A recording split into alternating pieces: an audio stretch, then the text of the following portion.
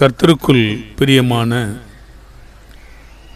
தேவனுடைய வார்த்தைகளை போதிக்க ஆர்வமும் பிரியமும் வாஞ்சையும் உள்ள சகோதரர்களுக்கு முதலாவது கர்த்தருடைய நாமத்தினாலே உங்களை நான் வாழ்த்துகிறேன், பாராட்டுகிறேன். நான் உங்களுக்கு போதிப்பதில் மகிழ்ச்சியாக இருக்கிறேன். நீங்கள் அநேக நேரங்களில் போதிக்கிறீர்கள், அது தேவனுக்கு மிகுந்த பிரியமான காரியங்கள். இன்னும் சில பயிற்சி நமக்கு தேவைப்படுவது என்பதை நாம் அறிந்திருக்கிறோம். ஆகையினாலே நாம் தேவனுடைய வேலையில் அவருடைய வேலைக்காரர்கள்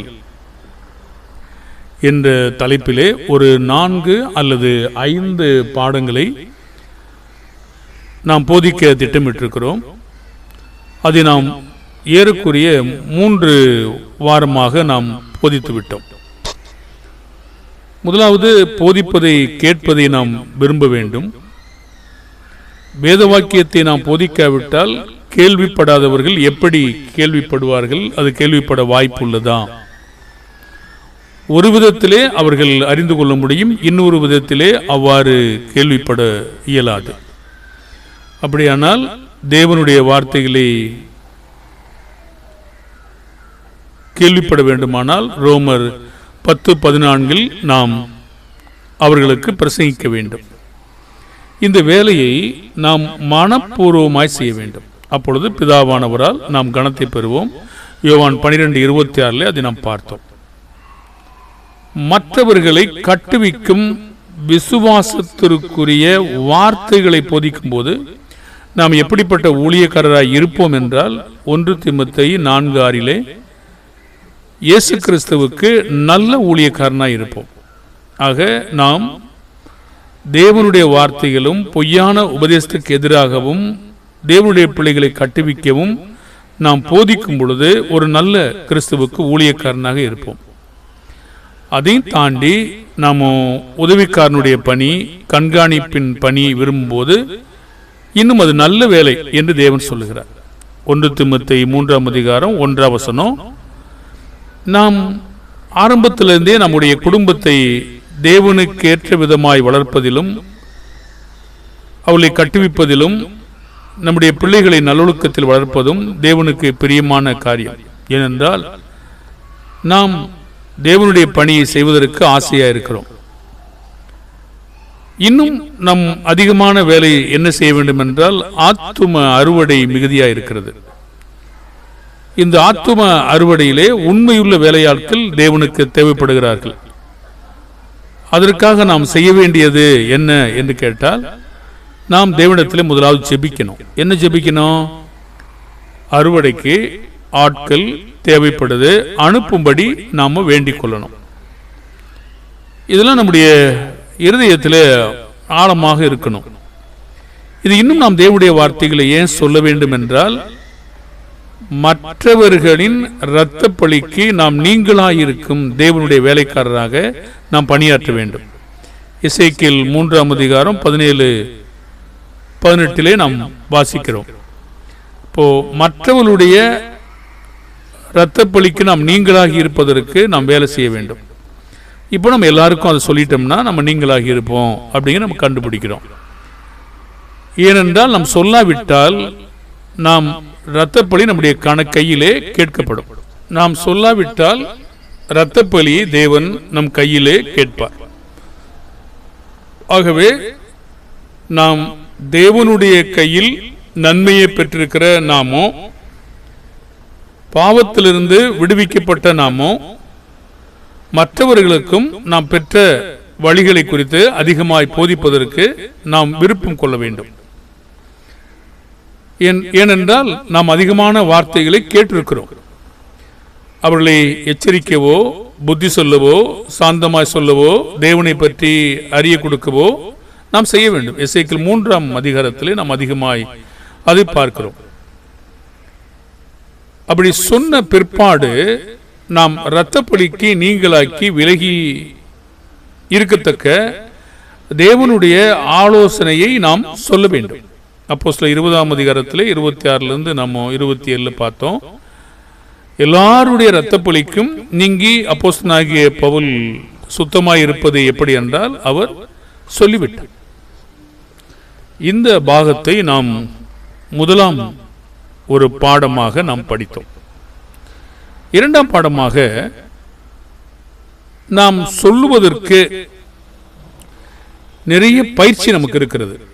ஏனென்றால் நாம் நேற்று வந்தவர்கள் அல்ல. சிறு பிள்ளையிலிருந்து டீனேஜ் காலங்களிலிருந்து இளைஞர்களிலிருந்து வாலிப பருவங்களுக்கு நாம் வந்துவிட்டோம். ஏறக்குறைய அநேகர் நீங்க 15 அல்லது 20 ஆண்டு 25 ஆண்டுகளுக்கு மேலாக இருக்கிறீர்கள். சில நீங்க வாலிபலிருந்தே போதித்துக் கொண்டு வருகிறீர்கள், மிக்க மகிழ்ச்சி. ஆனால் இன்னும் சிலர் போதிப்பதற்கு நீங்கள் சோர்வாக இருக்கிறதை என்னால் காண முடியுது.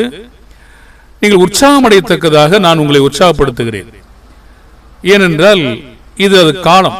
எபிரேய கிறிஸ்தவர்களை பார்த்து அவர் 5ஆம் அதிகாரத்தில் கேட்டார், காலத்தை பார்த்தால் நீங்கள் போதகராய் இருக்க வேண்டிய உங்களுக்கு மூல உபதேசத்தை போதிக்க வேண்டியிருக்கிறது.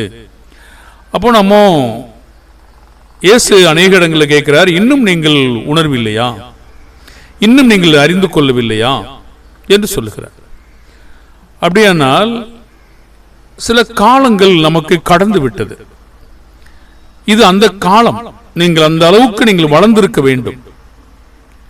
இன்னும் திறமையானவர்களாக சமர்த்தர்களாக நீங்கள் அவ்வளவு வார்த்தைகளை கேட்டிருக்கிறீர்கள். அப்போ நாம் ஏன் இந்த சோர்வு நமக்கு இருக்கிறது என்றால் நாம் அதை ஆரம்பிக்க இன்னும் தயங்குகிறோம்.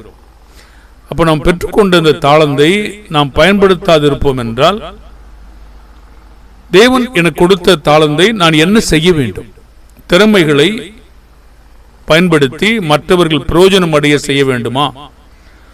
கொடுத்தவரை நாம் சந்தோஷமாக வைத்திருப்பது எப்படி? இது நம்ம மத்தேயு 25:16-17 பார்த்தோம். வேறு அநேக தாளந்தை சம்பாதித்தான், அதனாலே 5 பட்டணங்களும் 10 பட்டணங்கள் மேலே அதிகாரியாக தேவன் அவனை ஏற்படுத்தினார். அப்ப கொடுக்கப்பட்ட இந்த தாளந்தை, கொடுக்கப்பட்ட இந்த அறிவை பெற்றுக்கொண்ட பிற்பாடு பெற்றுக்கொள்ளாதவர்கள் போல நாம நடந்து கொள்ளக்கூடாதுங்க. இல்லை, எனக்கு ஒன்றும் தெரியல, இன்னும் நான் வளரல, இன்னும் எனக்கு அந்த திறமை இல்லை அப்படின்னு நம்ம சொல்லக்கூடாது. ஏன் சொல்லக்கூடாதுன்னா, 1 கொரிந்தியர் 4:7 நம்ம படிச்சிருக்கிறோம், உனக்கு உண்டாயிருக்கிறவைகளில் நீ பெற்றுக்கொள்ளாதது யாது? நீ பெற்றுக்கொண்டவனானால் பெற்றுக்கொள்ளாதவன் போல ஏன் நீ மேன்மை பாராட்டுகிறாய் என்று தேவன் பெற்றுக்கொண்ட நம்மை பார்த்து தேவன் கேட்கிறார். ஏன்னா விசேஷவனாக்கும்படி அவர் தான் நமக்கு செய்கிறார். அப்ப தேவன் கொடுத்த இந்த திறமைகளை நாம் புதைத்து வைக்கலாமா, அல்லது பயன்பாட்டுக்கு மற்றவர்களுக்கு அறிவிப்பதில் நாம் பெருக்குவதற்கு இதை நாம் செய்யாமல் இருப்பதை பற்றி பிதாவானவர் என்ன சொல்கிறார்? இல்லை பாராட்டுவாரா, இல்லை பாராட்ட மாட்டாரா? நீதிமொழிகள் 11:25-27 வரைக்கும் நாம் பார்த்திருக்கிறோம். உதார குணமுள்ள ஆத்துமா செழிக்கும். மற்றவர்களுக்கு கொடுப்பதற்கு பூமிக்குரிய பொருள் மாத்திரமல்ல, தேவனுடைய வார்த்தைகளையும் நாம் கொடுக்கணும். நாம் கொடுக்கும் பொழுது நமக்கு கொடுக்கப்படும். எவன் தண்ணீர் பாய்ச்சுகிறானோ அவன் தண்ணீர் பாய்ச்சப்படும். தானியத்தை கட்டி வச்சா ஜனங்கள் சபிப்பாங்க. நம்ம வித்துணும், கொடுத்துடணும். வித்துன்னு சொல்லும்போது ஆதாய தொழில் அல்ல, மற்றவங்களுக்கு கொடுத்துடணும். அப்போ ஆசீர்வாதம் இருக்கும் நமக்கு.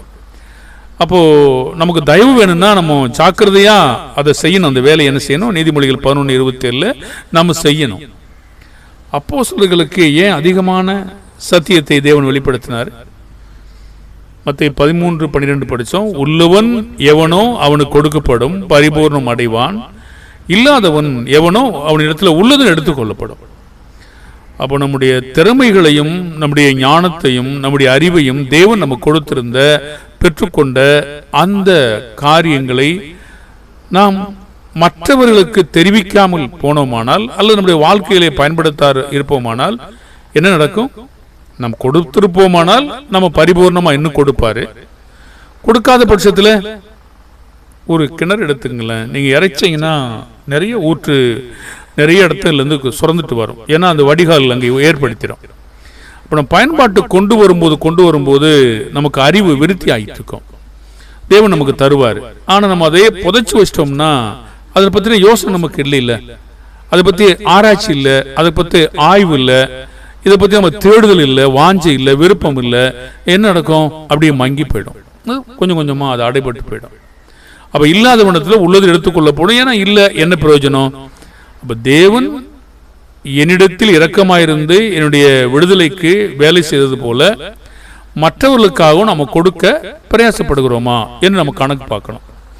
ஏன்னா லூக்கா 6:36-37 உங்கள் பிதா இரக்கம் உள்ளவராக இருக்கிறது போல நீங்களும் இரக்கமாயிருங்க. என்ன இரக்கமா இருக்கணும்? பணம் கொடுக்கறது அல்லது பொருள் கொடுக்கறது மட்டும்தானா? தேவனுடைய வார்த்தையை சொல்லி பாவத்திலிருந்து மக்களை விடுவிப்பதிலும் தேவனிடத்தில் மன்னிப்பை பெறத்தக்கதாக போதிப்பதிலும் நம்ம விடுதலை பண்ண வேண்டாமா? விடுதலை பண்ணுங்கள், அப்பொழுது நீங்களும் விடுதலை பண்ணப்படுவீர்கள் இருக்கு இல்லையா? அப்ப நம்ம ஏன் செய்யக்கூடாது அந்த வேலையை? அந்த இரக்கத்தை நம்ம எந்த அளவுக்கு வேலை செய்யணும்? அளவு நன்றாய் விழுந்து அளந்து மடியிலே போடுவார்கள். எந்த அளவினால் அளக்கிறீர்களோ அந்த அளவினால் உங்களுக்கு அளக்கப்படும். அமுக்கி குலுக்கி தாராளமான மனப்பூர்வமான வேலையை அவங்கக்கிட்ட நம்ம செய்யணும். உங்களுக்கு கொடுக்கப்பட்டதற்கு பலனை வேண்டுமென்றால் விதைத்து விட்டுருங்க. பிரசங்கில படித்தோம், 11 உன் ஆகாரத்தை தண்ணீர் மேலே போடு, அநேக நாட்களுக்கு பின்பு அது பலனை காண்பான்னு சொன்னார். அப்போ 2 Corinthians 9:10 படித்தோம், விதைக்கிறவனுக்கு விதையையும் புசிக்கிறவனுக்கு ஆகாரத்தையும் அளிக்கிறவர் உங்களுக்கு விதையை அளித்து அதை பெருக பண்ணி உங்கள் நீதியின் விளைச்சலை வர்த்திக்க செய்வார். அப்ப தேவன் எனக்கு கொடுத்ததை கொடுக்க வேண்டாமா? நானே எனக்குள் வைத்துக் கொள்ள வேண்டுமா? தேவனிடத்தில் ஐஸ்வர்யவானா இருக்க வேண்டாமா? லூக்கா 12:20-21 நம்ம வாசித்தோம். மதிகடனை பார்த்து என்ன சொன்னார்? அவனுக்கு எதுக்கு அந்த நிலங்கள் அதிகமாக விளைஞ்சது? அவனே வைத்துக் கொள்ளணும், அவனே சாப்பிட்றதுக்காகவா?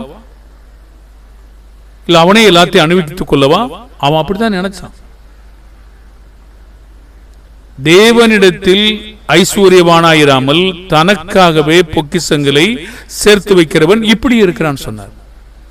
அப்ப தேவனிடத்தில் ஐஸ்வர்யவானா இருக்கணும்னா மதிகடனா இருக்கக்கூடாது, மற்றவனுக்கும் நாம் கொடுக்கணும். அப்ப தேவனுடைய வார்த்தையும் கொடுக்கணும், நம்ம கொடுக்கப்பட்ட பொருளையும் கொடுக்கலாம். அப்ப தேவன் எனக்கு இவ்வளவு ஞானத்தை கொடுத்து சமர்த்தனாக என்னை ஆசீர்வதித்திருப்பார் என்றால், இவ்வளவு ஐஸ்வர்யத்தை எனக்கு கொடுத்திருப்பார் என்றால் நான் புதைச்சு வைக்கலாமா? புதைச்சு வச்ச நியாயத்தீர்ப்புல நாம என்ன சொல்லுவோம் சகோதரர்களே? நாம் தேவனால் எப்படி குற்றச்சாட்டப்படுவோமா? பட மாட்டோமா? 1 Peter 4:11 இவ்விதமா சொல்றாரு, நியாயத்தீர்ப்பு தேவனுடைய வீட்டிலே துவக்கும் காலமா இருக்கிறது. முந்தி நம்மகிட்ட தான் துவக்கும். நம்ம சொன்ன வார்த்தை கீழ்ப்படியாம இருப்போம்னா அது எப்படி என்னவா இருக்கும்? முடிவு பயங்கரமா இருக்கும் இல்லையா? அப்ப கொடுக்கப்பட்டதற்கு கணக்கு கேட்கப்படுமா? நம்ம எத்தனை வாரங்கள் கேட்கிறோம், எத்தனை வீட்டில் கேட்கிறோம், எத்தனை காலையில் கேட்கிறோம், எத்தனை மாலையில் கேட்கிறோம், எத்தனை மற்ற நண்பர்கள் வகுப்புகளை கேட்கிறோம். இதெல்லாம் கேட்டுட்டு நம்ம அமைதியா இருப்போம்னா தேவன் நம்மளை பார்த்து என்ன கேட்பாரு? முதல்ல நம்ம இருதயத்தை வளர்க்கணும், மற்றவங்களுக்கு நம்ம என்ன செய்யணும் அதை சொல்லணும். ஏன்னா கொடுக்கப்பட்டா தேவன் கணக்கு கேட்க மாட்டார்னு எங்க இருக்கு? இவ்வளோ வேலைகளை நம்ம செய்திருக்கிறோம், அது எதுவும் இலவசமா வருதா? இல்லை, யாரோ நமக்கு வேலை செய்யறாங்க, நீங்க போடுற காணிக்கை பணத்துல வேலை நடக்குது, இல்ல மற்றவங்க உதவிகரமா இருக்கிறாங்க, இதெல்லாம் உங்களுக்கு வேலையா நடக்குது பார்த்துங்க. அப்படின்னா சும்மா நமக்கு கிடைச்சுன்னு நினைச்சிடக்கூடாதுங்க. சும்மா அப்படி கிடைக்கிறது இல்லை. அப்ப எத்தனை பேர் எத்தனை செலவுகளை செஞ்சுட்டு இருக்கான்னு நீங்க பாருங்க. அப்ப இதற்கு நம்ம தகுதியானவங்களாக இருக்கணும், இதுக்காக அல்ல. பொதுவாக நம்ம அறிந்திருக்கிற இந்த சத்தியத்தை வைத்து மற்றவனுக்கு நாம சொல்லக்கூடாது. லூக்கா 12:47 தன் எஜமானுடைய சித்தத்தை அறிந்தும் ஆயத்தமாயிராமலும் அவனுடைய சித்தத்தின்படி செய்யாமலும் இருந்த ஊழியக்காரன் அநேக அடிகள் அடிக்கப்படுவான். அப்ப கீழே சொல்றாரு, எவனிடத்தில் அதிகம் கொடுக்கப்படுகிறதோ அவனிடத்தில் அதிகம் கேட்கப்படும். மனுஷர் எவனிடத்தில் அதிகமாய் ஒப்புவிக்கிறார்களோ அவனிடத்தில் அதிகமாய் கேட்பார்கள். நம்ம கொஞ்சம் நஞ்சமா ஒப்புவிச்சிருக்குங்க. எவ்வளவு வேலைகள், எவ்வளவு நாட்கள், எவ்வளவு வார்த்தைகள், எத்தனை சத்தியங்கள், எவ்வளவு மணி நேரங்கள், எவ்வளவு பண தேவைகள், எத்தனை மக்களுடைய வேலைகள் உட்பட்டிருக்கிறது. அது எதாவது சும்மா நமக்கு கிடைக்குதா? நம்ம அப்படி யோசிக்கலாமா?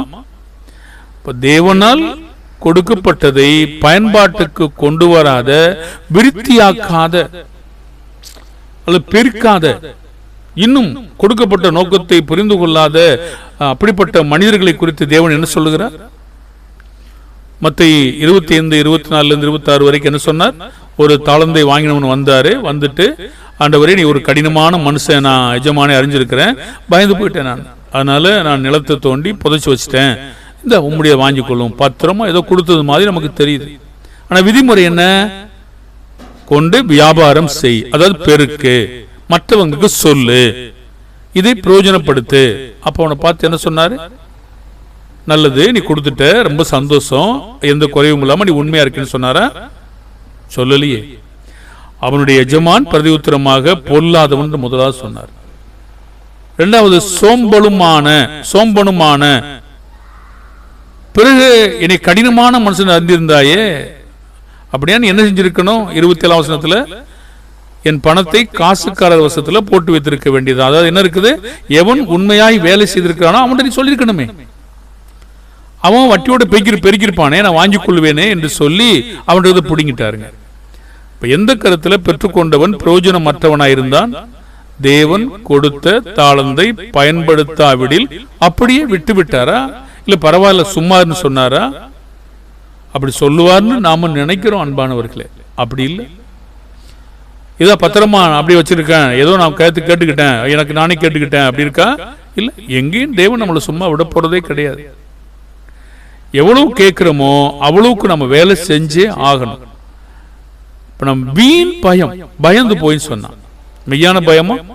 தேவன் விரும்பும் பயமா? தேவன் ஏற்றுக்கொள்ளும் பயமா? அல்லது நம்மை பின்னுக்கு தள்ளும் பயமா? அவன் பயந்து போய் மத்த 25, 26 புதைச்சு வச்சு வாங்கி கொள்ளும் சொன்னார். இது பிரயோஜனமற்ற பயம், நம்மை பின்னுக்கு தள்ளும் பயம், என்னுடைய வேலை செய்ய விடாத சோம்பலான பயம். வீணான பயம் நம்மை சோம்பேறியாக்கி விடுமா? வீணான பயம் நமக்கு அவிசுவாசத்தை ஏற்படுத்துமா? பயம் நம்முடைய உற்சாகத்தை இழக்க செய்யுமா? பயம் நம்முடைய நம்பிக்கையை கெடுத்து விடுமா? இஸ்ரவேல் மக்கள் என்ன ஆச்சு? பயந்ததுனால என்ன ஆச்சுங்க? அவிசுவாசத்தை உடையவங்களாயிட்டாங்க, பொல்லாத மக்களாக ஆயிட்டாங்க. மோசே சொன்னபோது தேவன் மோசேக்கு என்ன சொன்னார்? யாத்ராகமம் 4ஆம் அதிகாரம் 10ஆம் வசனத்துல, அது நான் பின்னாவது பேசினதற்கு பின்னாவது நான் வாக்கு வல்லவன் அல்ல, நான் திக்குவாயை மந்தனாவும் சொன்னான். தேவன் என்ன சொன்னார்? உனக்கு வாயை நான் தான் உண்டாக்கினேன், ஊமையை நான் தான் உண்டாக்கினேன், செவிடனையும் நான் தான், பார்வையிலவனையும் குடனையும் நான் தான் உண்டாக்கினேன், அப்படி சொன்னார். நீ போ, நான் வாயோடு இருந்து பேச வேண்டியது உனக்கு போதிப்பேன்னு சொன்னார். மறுபடி மோசையை புரிந்து கொண்டாரா? நீ அனுப்ப சித்தமா இருக்கிற யாரையாகிலும் அனுப்ப சொன்னார். தேவனுக்கு என்னாச்சு? கோபம். சரி, இருந்த போதும் தேவன் நன்மை செய்தார். அப்ப ஆரோனை அவனோட கூட அனுப்பினாரு. நீ அவன் வாயில போடு, அவன் ஜனங்கள்கிட்ட பேசுவான்னு சொன்னார். பாருங்க, தேவன் கோபத்திலும் நன்மையான காரியங்களை செய்து அதற்கான வேலைகளை செய்திருக்கிறார். இப்போ வாயாக இருப்பேன்னு சொன்னார். இது நம்ம 2வது பாடமாக போதிச்சோம். 3வது பாடமாக, தேவன் அனுப்பும் போது அவருக்கு கீழ்ப்படிந்து புறப்படும் வேலைக்காரர்களை பற்றி நம்ம படித்தோம். அந்த பாடத்தில் எல்லாவற்றிலும் நான் வளர்ந்த பிற்பாடு போதிக்கிறேன், நான் இன்னும் கொஞ்சம் வளரணும், நான் இன்னும் கொஞ்சம் சரியா இல்லை அப்படின்னு சொல்லி நம்முடைய காலங்கள் 18, 20 அல்லது 25 ஆண்டுகள் கடந்த பிற்பாடும் நம்ம அப்படி பேசுறோம். இது ஆதரிக்கிறதா என்று நம்ம பார்ப்போம். நிச்சயம் பார்க்கணும் தானே? பாருங்க, இப்படி நினைப்பதும் இப்படி செய்வதும் ஆதரிக்கிறதா அப்படின்னு சொல்லி நம்ம பார்க்கணும். பாருங்க, டாக்டரின் வேற, வளர்ச்சி வேற. வளர்ச்சியை பற்றி நம்ம இப்ப பேசலைங்க, நம்ம உபதேசத்தை பற்றி தான் பேசிட்டு இருக்கோம். இப்போ வளர்ச்சி அப்படிங்கிறது காலங்கள் கடந்து போயிட்டே இருக்குது. உபதேசம் நம்ம உடனே தெரிந்து கொள்ள வேண்டிய அவசியம் இருக்கு.